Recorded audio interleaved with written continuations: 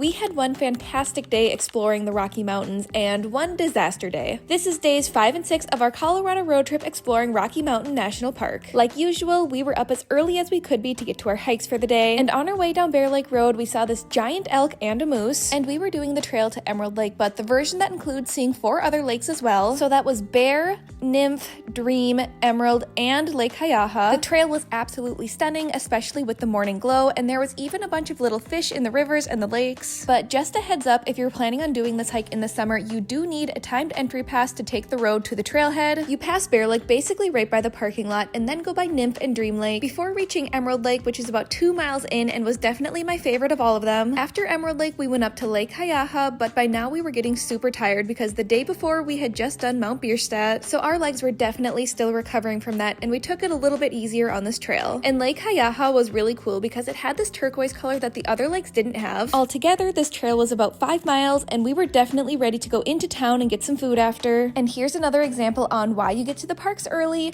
This was the line to get in at about 9 a.m., but we went to get some breakfast and explore Estes Park for a while, and this was seriously the cutest little mountainside town. We saw an elk with her calf wandering right in the streets, and we picked up all of our souvenirs and stopped at the rock shops. I do have a whole souvenir haul video if you want to check that out, but definitely one of my favorite things we got was this chrysoprase ring. Now, the next day is where things started to go really bad for us. The night before, our power steering pump had completely gone out on us, and we're driving a big, heavy Volvo station wagon, so trying to drive it without power steering was literally like driving a tank. When I was taking a picture with the park sign, it started smoking and everything, and an officer came over to see if we were okay, but we really wanted to drive the Trail Ridge Road, so we continued on even without the power steering pump, and this road was so incredibly gorgeous with mountain views everywhere you looked, and I really wish I could have enjoyed it more, but I was just super anxious about the car the entire time. We made it up to the visitor center before deciding to call it, not just for the day, but for the entire trip. Luckily, we were already planning on heading home the next day, so we're only cutting the trip short by 1 day, but it was still really disappointing to not get to do the rest of the stuff on my list. So we started our drive home to Minnesota around noon and made it back by 2 a.m. So that's the unfortunate end of our Colorado road trip, but